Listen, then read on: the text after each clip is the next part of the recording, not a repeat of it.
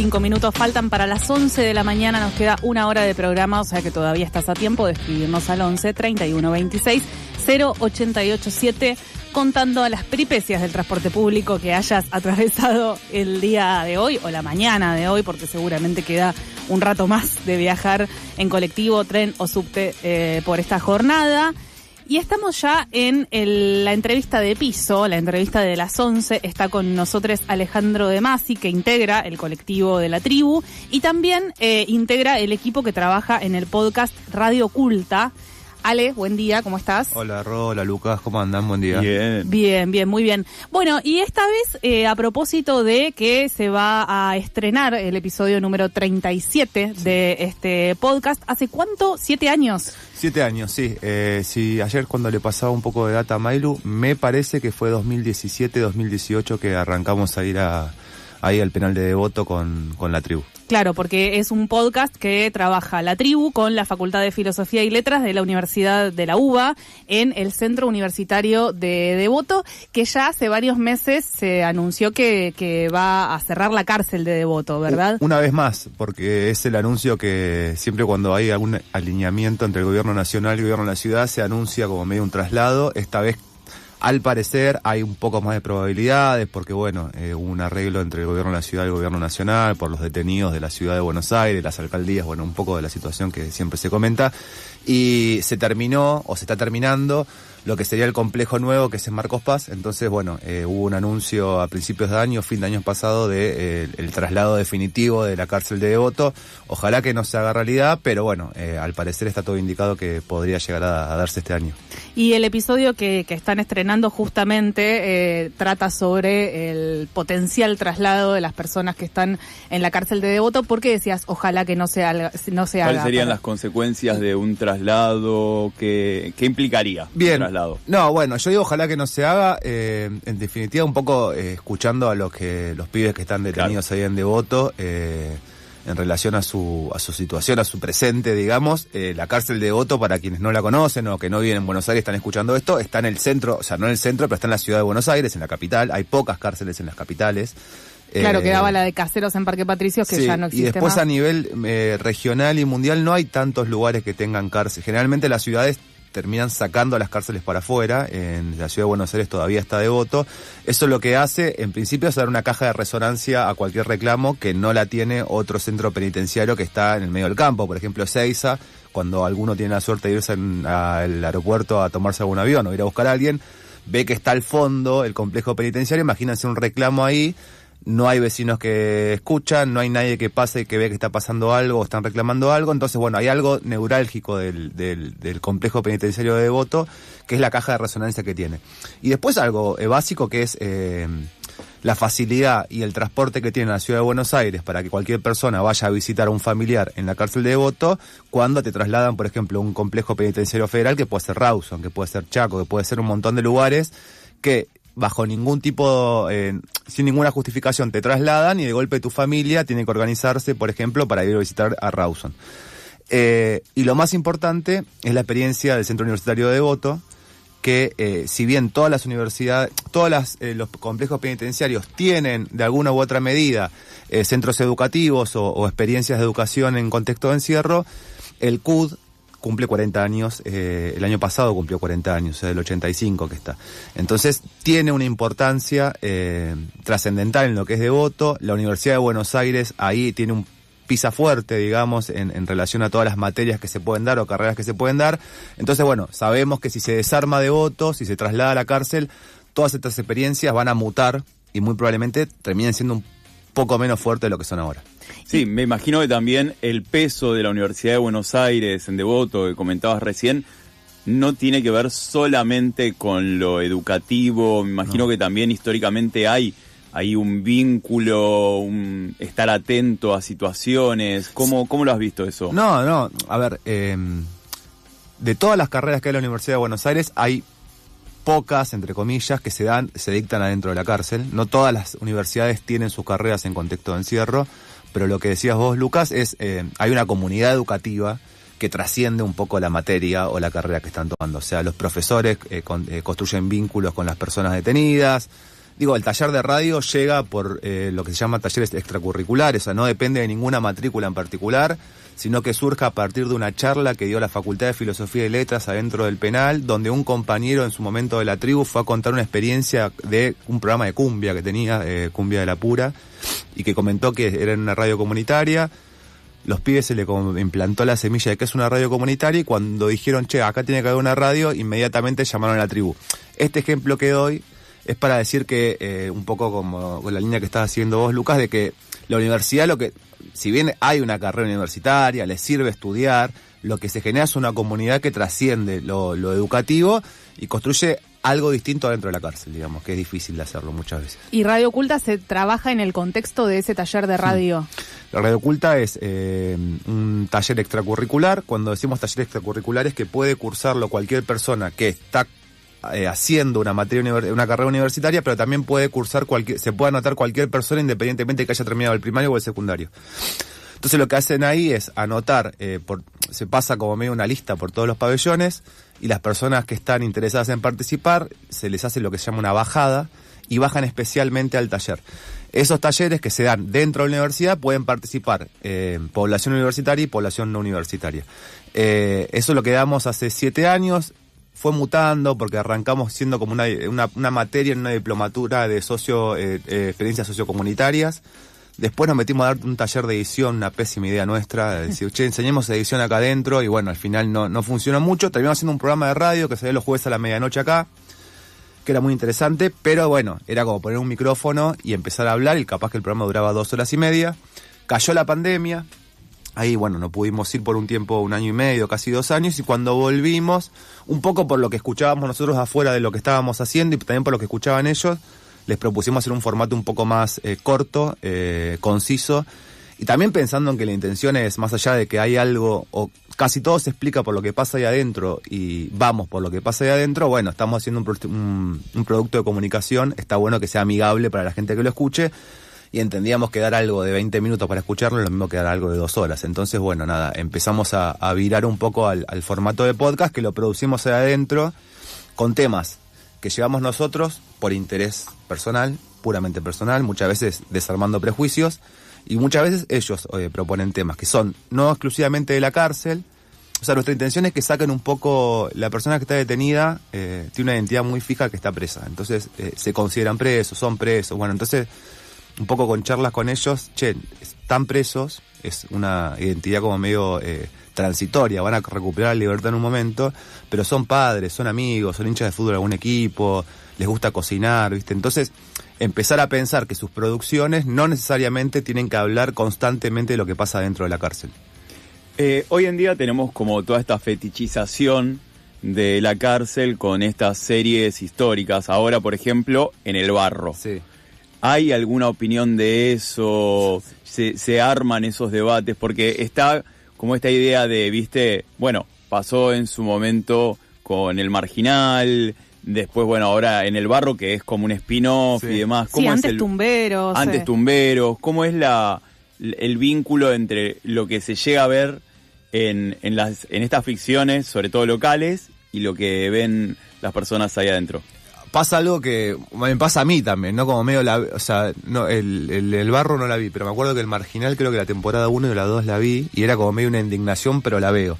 Ellos también están como medio, che, mirá lo que muestran, esto no es nada que ver, pero a su vez la ven, porque la ven como cualquier producto de entretenimiento que vemos nosotros, que quizás habla de una situación que ellos están muy cercana, pero bueno, se enojan, ¿no? Obviamente que se enojan porque hay una reducción del formato de ficción que sabemos que es para enganchar a las personas por el morbo de estar en una cárcel o de aparentar estar en una cárcel, que dista mucho de la realidad. No quita que, porque tampoco vamos a vender que es Disney, digo que hay situaciones violentas, que muchos conflictos se resuelven de una manera en donde no está bueno, pero bueno, reducir a que todo lo que pasa en la cárcel es eso, o que no me das el teléfono público y te acuchillo por la espalda, digo que para reducir un poco lo de la televisión o de la ficción, de las series estas, bueno, es un poco caricaturizar un poco, o volver un monstruo a la persona que está detenida, que no es así.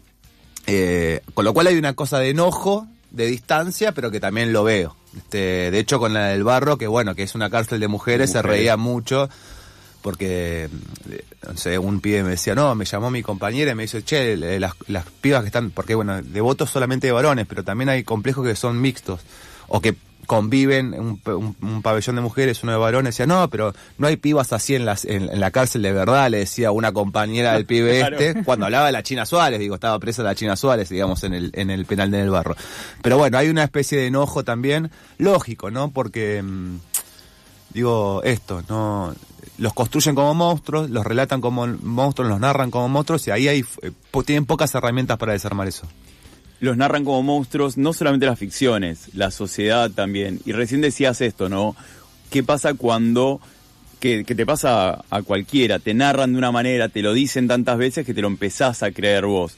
¿Qué pasa con eso? ¿Cómo es encontrarse, cómo es desarmar esta idea, como decías recién, del preso solamente como preso? ¿Y cómo es avanzar en eso? No, el ejercicio está bueno porque es bastante natural, o sea, a pesar de lo que uno cree, digamos, de esto que yo decía, de bueno, que tienen como medio una identidad con una mochila muy pesada, que es difícil que se la saquen, la verdad, porque hay pibes que están, no sé, tienen 7, 8, 10 años todavía de condena y tienen que estar metidos ahí adentro, y eso los atraviesa todo el día y todos los días. Son muy predispuestos a conversar de cualquier cosa. Yo di clases en otros lados, en talleres acá, en otros espacios educativos, público, privado, y pocas veces encontré la predisposición de personas a reunirse y conversar sobre una propuesta, entre comillas, pedagógica que traía alguien. Entonces eso hace mucho más fácil la conversación, porque no conversamos sobre algo y cuando esa conversación madura, nos ponemos a grabar. Entonces, por ejemplo, la semana pasada tenemos ganas de grabar algo de la baja de imputabilidad. Que, dicho sea de paso, grabamos estos episodios que estamos grabando ahora, ya los grabamos hace varios años atrás, cuando todo era una amenaza. Por ejemplo, el episodio se llama No a la baja, hablando de qué posibles efectos podría... Bueno, ahora estamos lamentablemente grabando sobre ya es realidad. Y bueno, conversamos sobre, ¿por qué la cárcel no es un lugar para un pibe de 13, 14 años? De su experiencia personal.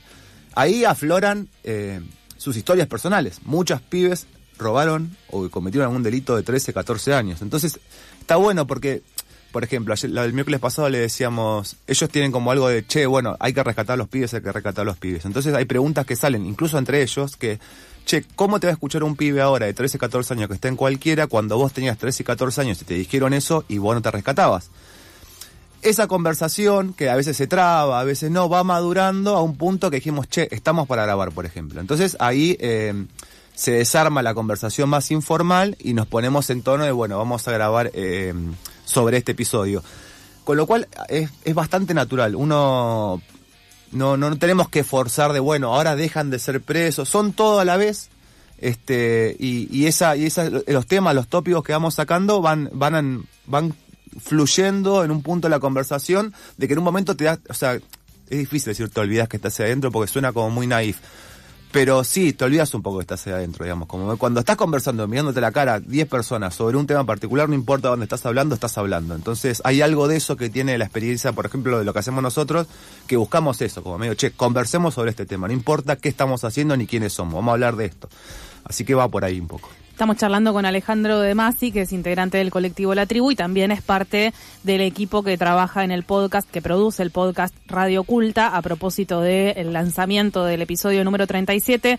Me interesa esto que comentabas acerca de cuando traíamos la cuestión de En el Barro y demás, porque viene surgiendo siento que tiene que ver con muchas cosas, ¿no? Viene surgiendo hace bastante de diferentes legisladores, proyectos y campañas contra el uso de celulares en las cárceles. También me imagino que para la producción de un podcast hay una serie de equipos, más allá de los celulares, que ingresar al penal y demás.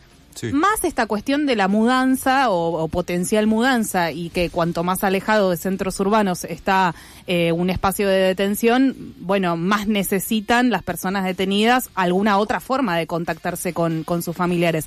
Nosotros hemos charlado acá de que no hay una legislación hoy que indique que tienen que estar incomunicadas las personas detenidas. O sea, en principio no es irregular el uso de celulares dentro de la cárcel. Está prohibido dentro del Servicio Penitenciario Federal, o sea, dentro del ámbito federal está prohibido. Por ejemplo, durante la pandemia hubo, por ejemplo, el Servicio Penitenciario Bonaerense implementó el uso de celulares, a la par de que blanqueó, entre comillas, legalizó el uso del celular, con lo cual cada persona que tiene un celular lo tiene que registrar. Que hay como una discusión ahí, bueno, los secuestros extorsivos en la cárcel. Bueno, sí, una forma quizás de limitar un poco eso es diciéndole a la persona que está detenida, vos tenés un celular, ponelo a nombre tuyo, entonces blanquealo, entre comillas, ¿no? En el Servicio Penitenciario Federal están prohibidos los celulares. Ahora, creo que la semana pasada o la anterior, nuestro querido o no tan querido presidente subió un video muy trucho donde anunciaba que iba a limitar, iba a inhibir la señal de celulares. Hay celulares en la cárcel. La pregunta es, ¿cómo entran los celulares a la cárcel? Que es la pregunta que no se hace nadie y que, es imposible no pensar que una persona quiere comunicarse con su familia. Claro, ¿qué otros derechos vulnerados viene a emparchar también tener acceso a un celular? Hay estadísticas que muestran que en las cárceles bonaerenses, por ejemplo, el uso de celulares disminuyó la violencia intrapabellones. Entonces, yo tengo un amigo que hay un proyecto de radio, se llama Radio Mosquito, que se da en el penal de San Martín. Y él te cuenta, o los pibes contaban, que antes, por ejemplo, vos cuando no usaban celulares tenías que, para conversar con tu familia, hacer una cola larga en un teléfono público. Imagínense que mi hija cumple 15 años. Bueno, capaz quiero hablar media hora con mi hija de 15 años. Sí. Y Lucas tiene la madre enferma y está ansioso atrás, y eso puede terminar en una discusión. Larga el teléfono, no lo largue, qué sé yo. Esta situación de que cada uno puede comunicarse cuando quiere, con quien quiere y con su familia particularmente, lo que se llama es planchó los pabellones. Es decir, cada persona que tiene un celular, que lo blanqueó, que el Servicio Penitenciario Bonaerense lo tiene anotado, puede hacer una videollamada con su hija que cumple 15, con su mamá que está enferma, con su tío, con su... Digo, hay algo de la comunicación que decís vos que no está prohibida per se, que hace que las personas se sientan un poco más integradas, por lo menos a su círculo íntimo, digamos, ¿no? Que es algo fundamental. No es buen consejo cortar cualquier tipo de vínculo con la familia. Hay algo que se pierde, no solamente la vida en libertad, sino también los vínculos familiares, las amistades, que bueno, que sabemos nosotros por nuestro uso que el celular muchas veces facilita ese tipo de cosas. Ni hablar como herramienta educativa. Hoy cualquiera puede agarrar un celular, bajarse un PDF, grabar algo para un programa de radio, por ejemplo. Entonces, bueno, sí, nos limita bastante y ellos hacen lo que pueden. Vuelvo a lo de nadie se pregunta cómo lo entran, porque, digo, el mayor problema, por lo menos de la cárcel de Devoto, es el Servicio Penitenciario Federal. Quien permite entrar, no entrar, requisar, sacar y vender de vuelta, hay un circuito ilegal de adentro del servicio penitenciario, por lo menos federal, que el principal actor es la misma penitenciaría, los mismos servicios penitenciarios. Ellos mismos te cuentan que la requisa le saca un celular, por ejemplo, a Lucas y me lo vende a mí en el otro pabellón. Y el celular va cotizando cada vez más caro a cuanta más requisas hay. Entonces hay un circuito ilegal de comercio ilegal y clandestino, que el principal beneficiado es el Servicio Penitenciario Federal, y hay una necesidad concreta de comunicarse con su familia, que es de las personas detenidas, que si no es por izquierda comprándoselo al servicio penitenciario, no funciona. Y para el ingreso de equipos para el trabajo sobre este podcast, ¿han tenido burocracias restrictivas? Sí, o sea, ahí justo estábamos hablando con Lucas fuera del aire. La Universidad de Buenos Aires da un paraguas legal y de burocracias que te permite al principio de cuatrimestre decir, bueno, ¿qué necesitas para hacer esto? Un grabador, un pendrive y no sé qué cosa. Hace 7 años que viene funcionando bien, pero determinados momentos que pueden ser muy aleatorios, por ejemplo un cambio de guardia, o sea que yo estaba cuidando la puerta y de golpe vino otra persona y de golpe todos los miércoles está esa persona y no conoce qué está pasando, o también un contexto político nacional que también influye mucho. Entonces esos momentos son cuando te comes la verdugueada del servicio de no, pero esto no lo puedes entrar. El miércoles pasado, por ejemplo, no nos dejaron entrar el grabador. Entonces nosotros le explicábamos, hacemos un programa de radio, no podemos, es como que invitarte a jugar a la pelota y que diga, no podemos jugar con una pelota de fútbol, ¿qué vamos a jugar? No, que qué sé yo, que entonces arranca una discusión que es desgastante, que no tiene solución en el momento, que te terminan derivando con el coordinador del coordinador del coordinador del coordinador, que no tiene ese papel, es todo muy vetusto, o sea, la cárcel hay mucho papel, o sea, mucho papel y papelito y papelote y qué sé yo. Entonces, bueno, hay una forma de desgaste que tiene que ver más que con la prohibición, con esto que decía, ¿no? Como de vez en cuando trabarte algunas cosas que tenés que contar para dar el taller, que terminan como medio, uno va o sea, la mayoría de los profes van voluntariamente, entonces capaz que al profe el cuarto miércoles que le pusieron una traba dice, yo no puedo seguir acá, estoy, o sea, viniendo un montón de veces, no me dejan entrar a un grabador, bueno, no vengo más. Entonces hay algo de una práctica recurrente del servicio penitenciario que es el verdugueo. ¿Qué pasa, cómo es el vínculo con eso, con el personal del servicio penitenciario en general? ¿Se hizo algún episodio sobre eso, sobre esas charlas? ¿Cómo se maneja ese vínculo que además estás me imagino que empieza como ahí a reconocerse, a ubicarse? Sí, para quienes no conocen el Centro Universitario de Devoto, adentro del centro universitario, de hecho es una de las cosas que cuando viene gente de afuera, porque se visita mucho de afuera, viste, vienen no sé, académicos o gente que está estudiando las cárceles del mundo y van al centro universitario, flashean de que no hay servicio penitenciario adentro de la universidad. Es de los pocos lugares donde el centro universitario tiene como tiene autonomía universitaria. Entonces el servicio penitenciario llega hasta la puerta y después pasa y no hay más servicio. Entonces el vínculo adentro en la universidad casi no existe, digamos, no, salvo que viene alguno a arreglar algo, te trae un papel, algo, lo que sea, no. Después entre ellos hay algo medio utilitarista, o sea, está el chabón de la puerta que le abre la puerta a los profes, que es el que ellos conocen, como el apellido, no sé, de Masi, mi apellido de Masi, llegaron los profes, qué sé yo. Pero, por ejemplo, en el último episodio, una de las preguntas que le hicimos fue ¿qué pensará el servicio de todo esto, ¿no? Del traslado. Entonces ahí está el ejercicio de los pibes que están detenidos de, pensar un poco si ellos si el servicio penitenciario está de acuerdo con el traslado o no. Entonces, como hay algo de ponerse a pensar un poco las condiciones laborales de las personas del servicio, que es un servicio penitenciario federal, hay mucha gente del interior, mucha gente que está rotando constantemente en cárceles. Es que esta cuestión de las cárceles aisladas, digamos, también corre para ellos. Total, sí, y aparte con sueldos muy malos. O sea, yo no lo conozco en detalle, pero muchas veces tenés que atravesar 7 puertas para llegar al centro universitario. Entonces te cruzás con 7 conversaciones distintas, y en muchas conversaciones hay gente como, no nos pagan, no llego a fin de mes, estoy haciendo changas, digo, es un salario bastante bajo, mucha gente joven haciendo el servicio penitenciario, con lo cual hay algo ahí de interesante para pensar como un sujeto más adentro de la cárcel. Lo que pasa es que hacia adentro tenés un quilombo bárbaro, porque tenés alguno que se cree que por tener está vestido de gris es más capanga que todos los demás y te trata medio mal, ahí se genera medio rispideces con los pibes tienen algo que dicen, yo en algún momento me voy a ir, pero se va a morir trabajando acá adentro, que hay algo cierto también eso, como medio, el servicio penitenciario trabaja ahí adentro, los pibes en algún momento con suerte se van a ir, entonces hay algo de medio de que se construye un poco en esa relación y no me acuerdo, y después lo de hay mucho personal que tiene buen vínculo, o sea, podría ser un buen vínculo de respeto, digamos, digo, como que hay formas de construir vínculos ahí adentro con el servicio penitenciario de respeto, salvando esto que decía, que es un enorme grupo de personas que trabajan ahí adentro, que hay de todo, está el equipo de requisa, que digo que son como medio unos tortugones gigantes así,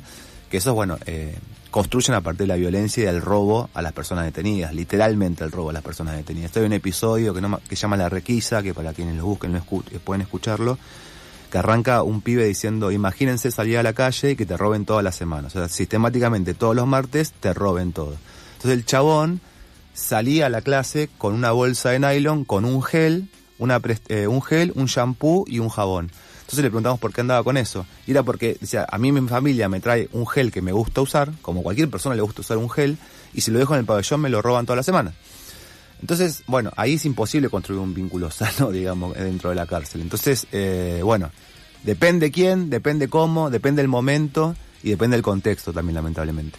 Hablábamos de, todos estos años de laburo en el Centro Universitario de Devoto, y yo pensaba, que pasaron ya algunas gestiones, que hablabas recién acerca de que, una situación coyuntural de un gobierno determinado puede intervenir también a veces incluso con un objetivo medio publicitario, ¿no? De decir, sacamos tal cosa de la cárcel, no sé qué, los presos, no sé cuánto. Me pregunto sobre esas modificaciones a través del paso del tiempo. No sé si hay algunas que han sido significativas, que han sido definitivas. El año pasado casi vaciaron el Centro Universitario de Devoto. Hubo un par de... Cuando Patricia Bullrich era ministra de Seguridad todavía. de hecho hubo un amparo, todavía está en definición judicial que está pasando, que es que limitaron el acceso al Centro Universitario de Devoto al horario solamente que cursás una materia a las personas detenidas. ¿Qué pasa? A ver, si vos te anotás en una carrera universitaria en la cárcel, vos podés bajar le digo porque literalmente bajan del pabellón, bajan en la universidad, todos los días, o podías bajar todos los días de 9 a 18. Quizás vos cursabas 3 materias, y cursabas lunes, miércoles y viernes, pero martes y jueves que estabas en la universidad, o podías estudiar, o quizás tenías la suerte de estar caminando y cruzarte con un taller extracurricular como el de radio, que lo conocías y te quedabas cursando ese taller. A partir del año pasado dijeron, vos cursás lunes, miércoles y viernes de 9 a 11, vas a bajar lunes, miércoles y viernes de 9 a 11. Es más, fueron a fondo y dijeron, es obligatorio, entre muchas comillas, trabajar más que estudiar. Entonces le dan turnos de laburo sobre la materia que están cursando y los pibes tienen que elegir, por una cuestión de puntaje, de posibilidad de salir con transitoria, condicional, tienen que elegir trabajar en vez de estudiar. Eso lo que hizo fue vaciar el Centro Universitario de Devoto. O sea, literalmente, el año pasado hubo un cuatrimestre que íbamos con una persona sola a dar un taller. Eso se hizo un amparo judicial con muchas organizaciones sociales, se trató de como organizar un poco, pero no tiene la vida que tenía el año pasado ese espacio, que vos entrabas y había capaz que 200, 300 personas estudiando alguna cosa en la cárcel. Digo, y ahí la decisión es o estar en la cárcel, o estar en la universidad, o estar en el pabellón. Digo, no hay término medio de, bueno, me busco algo para hacer, o están estudiando algo, conversando algo, haciendo algo que les puede llegar a gustar, o estar engomado dentro de un pabellón 24 horas con 80, 90 personas. Entonces, digo, cualquier persona con 2 dedos frente puede decir, está mejor que estén estudiando que a que estén encerrados en un pabellón sin hacer absolutamente nada.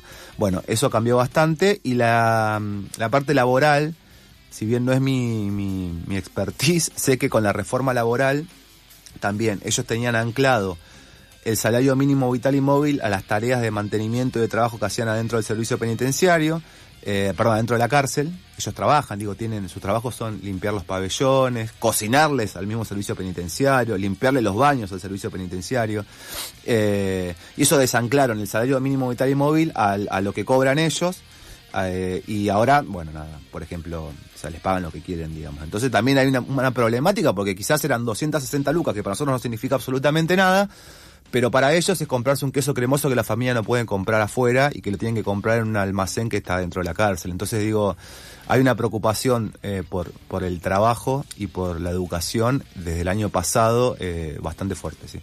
Estamos charlando con Alejandro De Masi por el estreno del episodio 37 del podcast Radio Culta que produce el colectivo La Tribu junto con las personas que están detenidas en la cárcel de Devoto. ¿Te parece que escuchemos el adelanto del episodio y charlemos? Dale. Todos los traslados son traumáticos. Es la peor medida que se puede aplicar a un interno que está en plena etapa de su reinserción, ya sea estudiando, practicando los cursos que se desarrollan acá dentro del CUDO, realizando cualquier otro tipo de actividad instructiva que mejore su programa de reinserción para volver a la sociedad, como bien lo establece el régimen penitenciario. Pero es como que uno está bien encaminado dentro de todo ese programa, valga la redundancia, y como que a propósito del servicio te lo interrumpe. ¿Querés avanzar? Una zancadilla. ¿Querés avanzar? Otra zancadilla. Ya atravesé 3 unidades y siempre son zancadillas para que uno va trastabillando hacia adelante tratando de no caerse. Eso es lo que significa los traslados y lo que va a pesar ahora en este movimiento si se da acá en el penal de Devoto.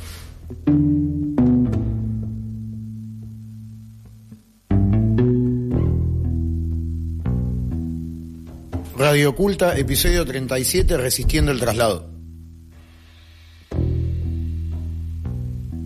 A mí me parece mal el traslado de Devoto a Marcos Paz, o que cierren Devoto, porque la cárcel de Devoto queda bastante cerca y bastante a mano de toda la familia que tenemos visitas acá. Y otro de los temas, también reconozco que hay una puja política entre el gobierno federal y el gobierno de la ciudad de Buenos Aires, a donde Jorge Macri tuvo que hacer las alcaldías en respuesta a que le cerró la puerta el gobierno federal para tener a los presos dentro de la cárcel. Entonces esas alcaldías se convirtieron en centros clandestinos a donde tienen a los presos asesinados y fuera de lugar y violando todos los derechos habidos y por haber de un ser humano. Entonces con esa puja política de intereses que tienen entre ellos, estamos metidos nosotros, los detenidos.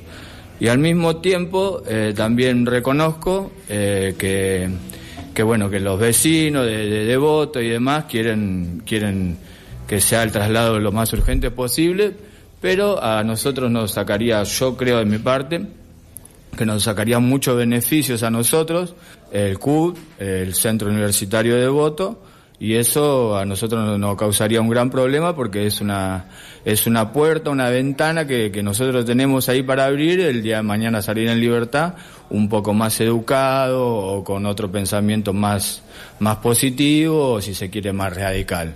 Entonces creo que por donde se lo mire el traslado de Devoto no está bueno.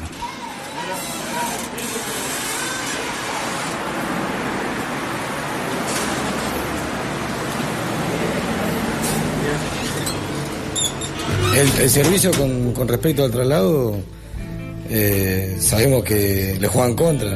Muchos le llevan muchos años acá y están cómodos, así como tanto como nosotros como ellos.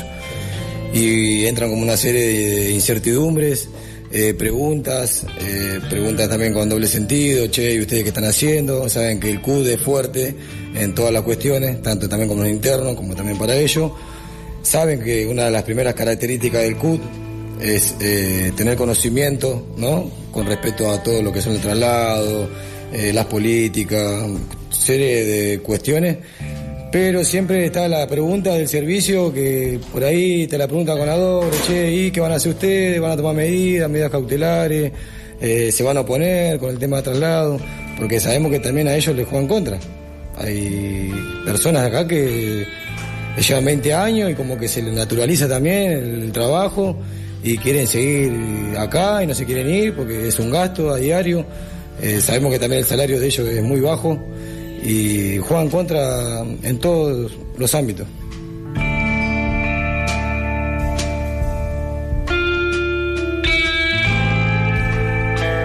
Radio Oculta, nada de lo que parece. Esto es una producción de los estudiantes del Centro Universitario de Devoto con la colaboración de la Facultad de Filosofía y Letras y el colectivo La Tribu.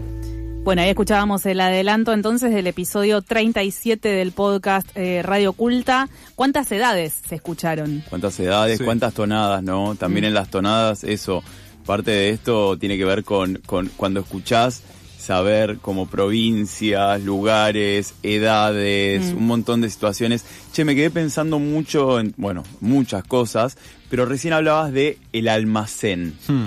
¿Qué lugares hay así que no sean, tipo, porque va a laburar la gente del servicio penitenciario, sí, pero también de repente pensé, hay un almacén? Sí, suena mucho más lindo de lo que total. Porque en realidad es como medio una empresa tercerizada.